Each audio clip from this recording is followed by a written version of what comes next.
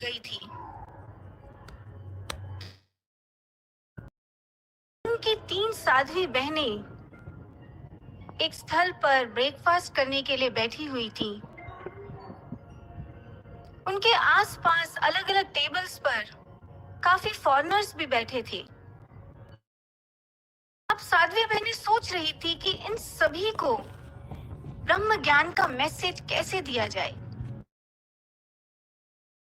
में वो क्या देखती हैं कि उन टेबल्स पर से उठ वो फॉरेनर्स बहनों के पास आने लगे। वो इतने ओवरवेल्म्ड थे, इतने अभिभूत थे। उन्होंने बताया कि जब आकर बैठी तो आपके फोरहेड बहनों ने त्रिपुंड लगाया हुआ था। इन 3 लाइन से एक तेज प्रकाश की चमक निकली, लाइट बीम निकली और हमें छू गई। आप लोग कौन हैं और किस ऑर्गेनाइजेशन से हैं? तब साध्वी बहनों ने उन्हें बताया कि हम दिव्य ज्योति जागृति संस्थान से आई हैं।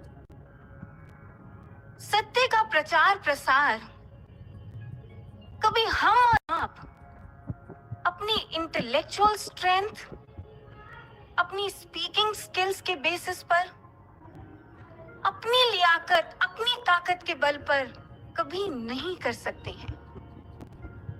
आप देखें, जब जब भी सत्य ने इस संसार में क्रांतिकारी, परिवर्तनकारी रूप लिया है, तो उस क्रांति के केंद्र में, एपिसेंटर में आपको हमेशा हमेशा तृतीय नेत्र की साधना करने वाला एक साधक, एक तपस्वी खड़ा मिलेगा।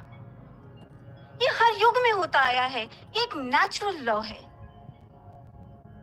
कन्याकुमारी की विवेकानंद रॉक शिकागो अमेरिका जाने से पहले बैठकर 3 दिन साधना की थी। ये रॉक इसी नेचुरल, इस दुनिया को, इस समाज को बदलने के लिए निकला। तो उससे पहले उसने थोड़ा रुक कर, ठहर कर, ईमानदारी से अपने आप को अंतर जगत को समर्पित किया। इस तृतीय नेत्र की साधना में अपने आप को झोंका। उसके बाद उस साधक में से एक ऐसा विराट व्यक्तित्व, एक ऐसा महामानव प्रकट हुआ जिसको ये समाज हल्की। स्वामी विवेक अपनी साधना के दौर में एक बार एक बात कही थी। उन्होंने कहा था, I shall burst upon this society like a bombshell।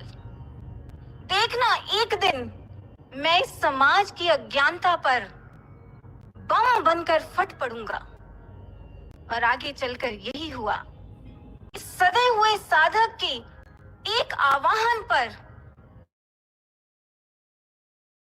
एक बड़े परिवर्तन के लिए तैयार हुआ। ऐसे ही एक और एग्जाम्पल, भिक्षु बोधि धर्मा। कहते हैं उनके गुरुदेव प्रज्ञा तारा ने उन्हें आज्ञा दी थी कि बोधि, मैं चाहता हूं कि तू चाइना जाकर ज्ञान का, सत्य का प्रचार प्रसार करे। अब गुरु आज्ञा में जब बोधि धर्मा भारत से चीन पहुंच, वहां बौद्ध धर्म तो था, लेकिन उसमें आत्मा नहीं थी। हर और कर्म कांड छाया हुआ था। जिस बुद्धिस्ट मोनेस्ट्री में बोधि धर्मा ठहरे हुए थे, वहां के भिक्षु भी उनसे यही पूछते रहते कि आपने कितने ग्रंथ पढ़े हैं, आपको कितने सूत्र याद हैं। वहां के से भी बोधि धर्मा की भेंट हुई।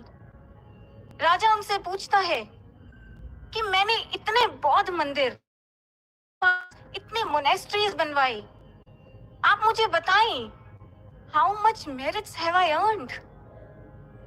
बोधि धर्मा बहुत स्ट्रेट फॉरवर्ड थे। राजा कहता है, वो द्वार है, आप वहां से बाहर जा सकते हैं। अब बोधिधर्मा सोचते हैं कि मैं क्या करूं, यहाँ तो कोई सत्य के बारे में, ध्यान के बारे में, अंतर जगत की प्रैक्टिस जानना सुनना चाहता ही नहीं। मैं गुरुदेव प्रज्ञाचार्य की आज्ञा को कैसे? ऐसे में हिस्टोरिकल रिकॉर्ड्स बताते हैं कि बोधिधर्मा वहां के शाओलिन टेम्पल के पास वाली एक गुफा में प्रवेश करते हैं। एक दीवार के सामने बैठ 9 साल सतत साधना करते हैं। ऐसी संकल्पवान ध्यान साधना, ऐसी साधना जिसकी एक छोटी सी झलक हम आपको दिखाना चाहेंगे ताकि हम सब भाई बहन उनसे प्रेरणा ले सकें। कहते हैं जब बोधिधर्मा साधना में बैठा करते तो उन्हें बार बार नींद के झटके आते। तो ऐसा कहा जाता है कि एक दिन बोधिधर्मा को अपने आप पर इतना गुस्सा आया, इतना गुस्सा कि मैं साधना में सो क्यों जाता हूँ, कि उन्होंने अपनी दोनों आंखों की पलकों को उठाकर काट डाला। भाई बहनों, ये एक सिंबॉलिक रेफरेंस है, एक इंस्पिरेशनल सिंबोलिज्म है, एक सांकेतिक भाषा में कुछ कहा जा रहा है कि बोधिधर्मा ने नींद के झटकों के साथ साधना करना स्वीकार नहीं किया था।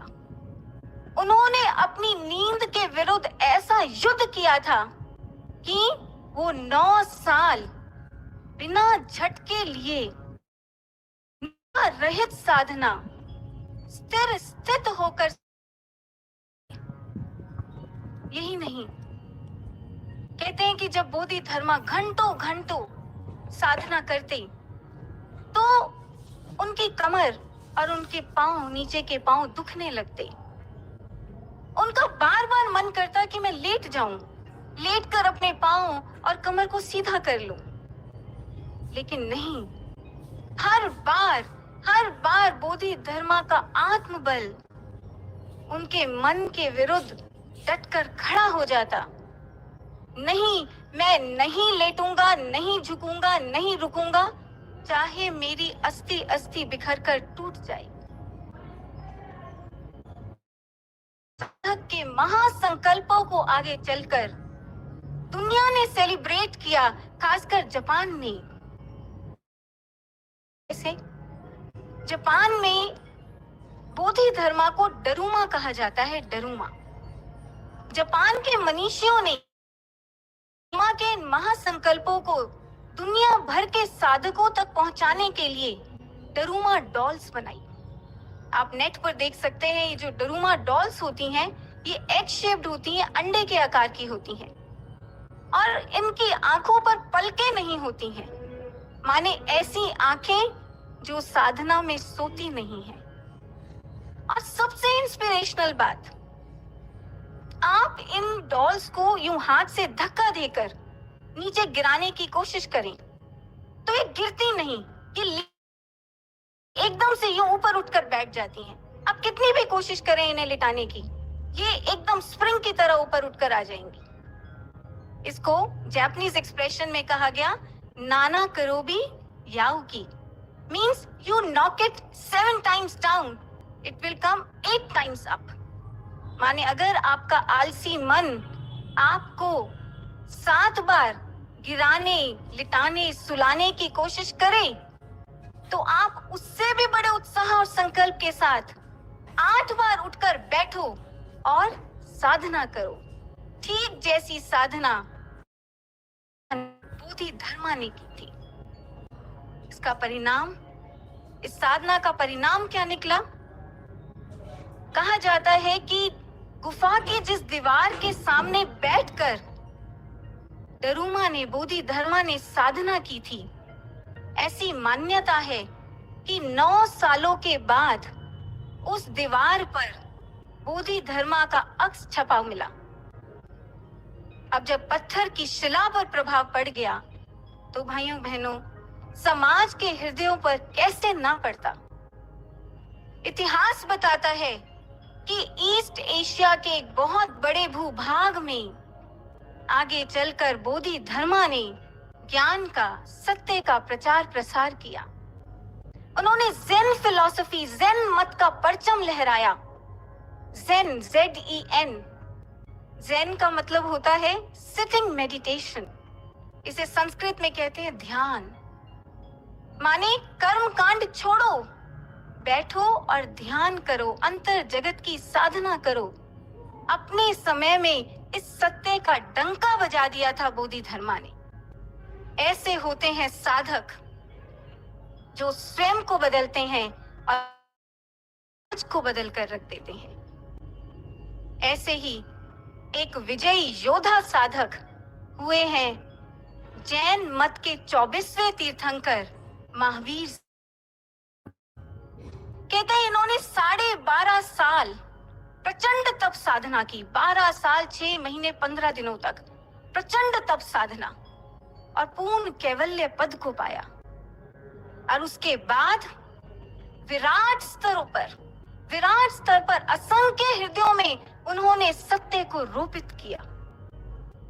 जैनिज्म के स्टैटिस्टिकल रिकॉर्ड्स बताते हैं कि उनके साथ 14,000 समर्पित साधु, 36,000 समर्पित साध्वी शिष्याएं, 1,59,000 श्रावक, 1,18,000 श्राविकाएं, साधिकाएं, ये सब महावीर के साथ उनके अभियान में जुड़ गई। तो मुनियों ने महावीर के मार्गदर्शन में पूर्ण कैवल्य मोक्ष पद को पाया। महात्मा बुद्ध ने पहले स्वयं बोधि वृक्ष के नीचे बैठकर साधना की, सतत साधना की, पूर्णता को पाया, संबोधि को पाया, संबोधि को, बोधत्व को पाया। और उसके बाद उन्होंने धर्म चक्र का प्रवर्तन कर दिखाया, पूर्ण प्रवर्तन। ऐसे ही ज़ोरास्ट्रियनिज्म के फाउंडर संत ज़ोरास्टर। ईरान में एक समय ऐसा था जब किया गया था, लेकिन ऐसे में ज़ोरास्टर ने अहुर मज़दा माने ब्रह्म की साधना की और इस साधना के प्रभाव से उन्होंने पूरे के पूरे पर्शियन एम्पायर में सत्य की मशाल जला दी। ऐसी आदि गुरु बहनों, भारत भर में केरला से लेकर केदारनाथ तक ऐसे कई तपस्या स्थल और गुफाएं पाएंगे जिनमें बैठकर हर बड़े काम से पहले शंकराचार्य जी ने साधना की। जब उन्होंने महान ग्रंथ सौंदर्य लहरी की रचना की तो उससे पहले श्रीनगर गोपादरी, उस पहाड़ी पर एक गुफा है, उस गुफा में बैठकर साधना की। जब उन्होंने ब्रह्म सूत्र के पर कमेंट्री लिखी तो उससे पहले वो हिमालय के व्यास तीर्थ गए, वहां बैठकर साधना की। इस तरह आप किसी भी संत के जीवन को देख लें, भाइयों बहनों, किसी भी संत के जीवन पर रिसर्च करके देख लें, आपको मिलता है पहले साधना और फिर सत्य का बड़े स्तर पर प्रचार प्रसार। ऐसे ही भाइयों बहनों, हम और आप आज चाहे किसी भी स्थिति परिस्थिति में हैं, चाहे हमारी अवस्था इन संतों के जैसी भी नहीं है, लेकिन फिर भी एक बात तो पक्की है कि हम वो साधारण लोग भी नहीं हैं। गृहस्थ होने पर भी आप वो आम लोग नहीं हैं जो सिर्फ और सिर्फ अपने घर परिवार के 5-7 सदस्यों के लिए ही दौड़ते भागते और कमाते हैं, उन्हीं के लिए जीते और उन्हीं के लिए मर जाते हैं। हम इतना साधारण जीवन जीने के लिए नहीं बने हैं, क्योंकि हमारे गुरु महाराज जी ने हर मंच से, हर प्रश्नोत्तरी के अंत में ये बात हम सभी से प्रचारकों से, गृहस्थी साधकों से, हम सभी से कही, बार बार